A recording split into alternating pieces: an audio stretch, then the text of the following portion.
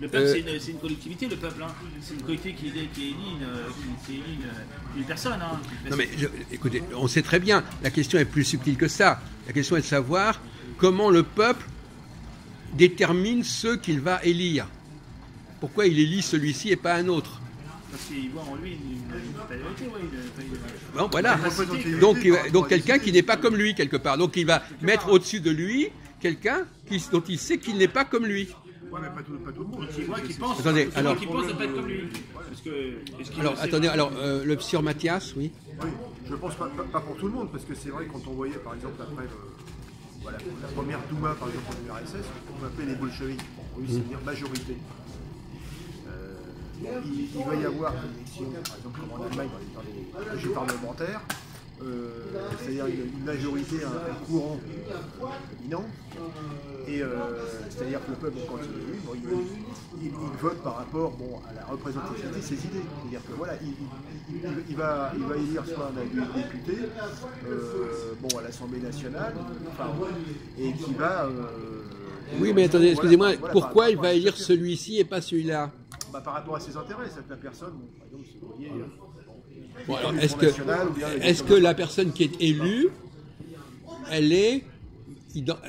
Parce que vous comprenez la logique des choses. Oui. Si l'élite est d'une nature différente du peuple, la seule chose qu'on demande au peuple, c'est d'élire l'élite. Et de la repérer, ce que j'appelle l'identification de l'élite. On en a parlé l'autre jour, le respect, vous était sur le respect. Le respect, ça veut dire sentir qu'une personne mérite d'être au-dessus. Oui, mais pas en tant qu'individu, c'est-à-dire par rapport à ces idées qui se rapprocheraient, bien sûr, qui ne s'identifierait pas, mais qui se rapprocherait par rapport aux intérêts. Voilà, non, je crois que... non, du vote, quoi, c'est ça. Non, je pense... Ouais. Attendez, excusez-moi. Non, je crois que c'est pas tellement le programme qui... Je pense que, par exemple... Non, c'est vraiment le paradoxe, c'est que bien que l'élite soit en conflit avec le peuple est quand même amené à reconnaître l'existence de l'élite et même à la faire apparaître.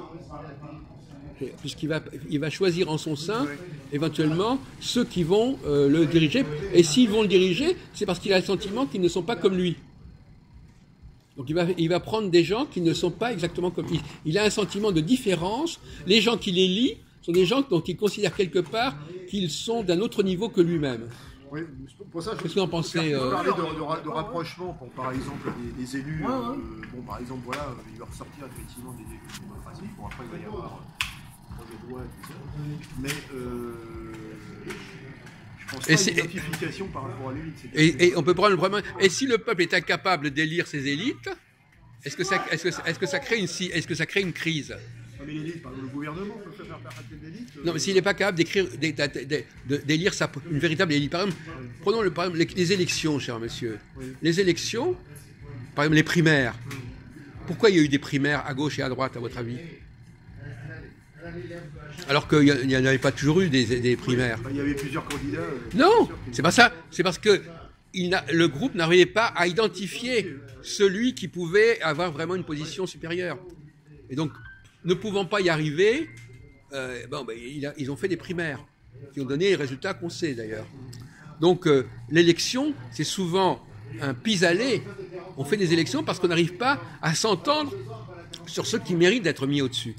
Et alors on dit on va élire, on va voter, mais c'est un pis-aller.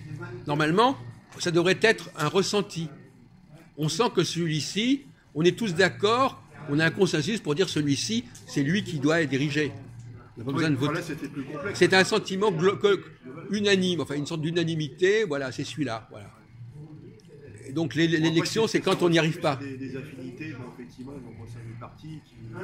Parce que par définition, si on sent que quelqu'un est de l'ordre de l'élite, on sait qu'il va être capable de régler les problèmes. Il va être capable de faire avancer les choses. Il a cette capacité. C'est même pas une question de volonté. La question, c'est pas de savoir ce que les gens veulent, c'est ce qu'ils sont capables de faire. Même en tant qu'individu, c'est-à-dire par rapport à ça. Il va être capable de faire passer des réformes et de savoir comment modifier les choses pour que ça avance. Et par rapport à sa personnalité. Oui, c'est ça. Il va être élu sur sa personnalité. Je ne sais pas ce que vous entendez par personnalité. En tout cas, il a des facultés. Il a des facultés qui sont reconnus et qui les gens reconnaissent à la fois il fait partie de il a comme disait Jean-Paul, il appartient au groupe mais en même temps il a quelque chose de plus. Il est à la fois à l'intérieur et à l'extérieur. Quel que soit le programme, effectivement, il a cette capacité d'être à la fois en phase avec le peuple et à la fois décalé. C'est ce qu'on appelle d'ailleurs en ethnologie cette espèce une appartenance qui n'en est pas une. On est à la fois dedans et dehors. Donc l'élite, elle est à la fois, c'est pour ça qu'on revient à la notion de traîtrise, elle est à la fois dedans et dehors. Donc on va élire quelqu'un qui est à la fois à l'intérieur, qui appartient au groupe et en même temps quelque part qui est capable de, à la fois dans le temps et dans l'espace, de s'en distinguer. de rassembler. Comment ? De rassembler.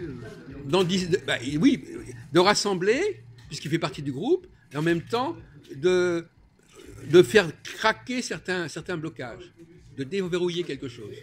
Mais ça reste quand même subjectif, quoi. C'est-à-dire que de porter confiance sur une personne. C'est-à-dire quel que soit le programme, quel que soit, je veux dire, si le candidat n'a pas de feuille de route ou quoi que ce soit pour pouvoir... Oui, mais enfin, si quelqu'un a un programme et qu'il est incapable de l'appliquer, c'est pas non plus une solution. Hein. Non, mais le problème, c'est que la personnalité, des fois, il va y avoir forcément... Si une société est malade, une société qui fonctionne bien est une société qui sent ça. Alors justement, le problème, qu'est-ce qui peut rendre une société malade ? Quels sont les éléments qui perturbent le fonctionnement d'une société ? Là, M, ça commence par un M. Quels sont les éléments qui font qu'une société n'est pas capable de s'entendre sur quelque chose ? La manque de communication, c'est-à-dire qu'il y a plus Non, d'écoute, la mixité. S'il y a une mixité, si le groupe est hybride, si le groupe est comporté des éléments qui ne conviennent pas, ils ne vont pas pouvoir s'entendre entre eux. Donc à ce moment-là, ne pouvant pas s'entendre entre eux, ils vont recourir à des stratagèmes, à des expédients, comme l'élection. Tout dépend, tout dépend le terrain. Quoi. C'est vrai que s'il n'y a pas d'écoute nécessaire entre les deux, partagée, il ne peut pas y avoir de communication. Non, c'est-à-dire que vous écoutez, monsieur... Mais parce qu'il m'envoie tous les passages. Donc, je veux dire, si par exemple vous avez... Oui, d'accord. Non, mais attendez, oui, moi j'ai gentil, mais ça peut très bien attendre. Je veux dire, il y a donc, à mon avis, une dualité dans la société. À la fois la dualité entre l'élite et le peuple, mais une autre dualité au sein du peuple lui-même, entre les éléments de souche et des éléments immigrés ou étrangers qui en font partie. On appelle ça deux branches, de souche et de Donc il y a deux phénomènes d'étrangeté dans une société. Il y a l'élite qui est en étrangeté, mais il y a aussi les éléments qui essaient de s'assimiler et de s'intégrer, qui sont également une étrangeté. Et ces éléments d'étrangeté d'en bas, et l'étrangeté d'en haut et d'en bas. Il y a ceux qui n'ont pas il y a ceux qui sont en tête de peloton, et ceux qui sont à l'arrière du peloton, voyez-vous. Et tous les deux, ils sont dans un élément de perturbation, mais pas du tout de la même manière. Vous comprenez ce que je veux dire ? Vous êtes d'accord que la mixité est un élément toxique pour une société ? Oui. Dans certains cas, c'est sûr, par exemple, vous voyez, dans l'éducation, par exemple, si vous prenez des adolescents, etc., où la mixité peut être abordée avec maturité. Parler de la mixité entre hommes et femmes ? Oui, mais c'est pas tellement le genre. Alors ça, c'est une mixité. De toute façon, c'est pour ça que le suffrage universel est un problème qui crée de la mixité et qui crée une mixité toxique. Le fait de mettre dans un même électorat les femmes et les hommes peut être un élément qui va nuire. Là, c'est plus sur un mode éducatif. Non, mais je rebondis sur ce que vous disiez en disant que vous me faites penser que dans les dualités qui existent au sein du peuple, il y a les étrangers, mais il y a aussi les femmes et les hommes. Et si on demande à un groupe d'hommes de s'entendre sur un truc, ils vont le faire plus facilement que si vous avez un groupe à la fois d'hommes et de femmes, par exemple. Oui, parce que les sensibilités ne vont pas être la même. Donc il vaut mieux demander à un groupe relativement homogène de se décider que de prendre un groupe mélangé. Vous êtes d'accord avec moi sur ce point ? C'est un peu le suffrage censitaire un peu qu'on retrouve. C'est-à-dire qu'en fait... Oui, voilà. Il faut une certaine homogénéité du corps électoral pour qu'il arrive à s'entendre. On revient à cette représentativité, finalement, vous voyez à l'Assemblée nationale, par la proportionnelle ou Non, parce que la proportionnelle, ça n'a rien à voir. La proportionnelle, à condition que le groupe qui élit soit homogène. Ce qui n'est pas le critère de la proportionnelle. Là, je ne suis pas du tout d'accord avec vous. La proportionnelle, c'est une condition peut-être souhaitable. Non, mais la proportionnelle, si elle s'exerce sur un ensemble incohérent, elle ne va pas être une solution. C'est une chose qu'on oublie de dire. Il faut qu'il y ait une homogénéité sociologique pour que la proportionnelle fasse sens.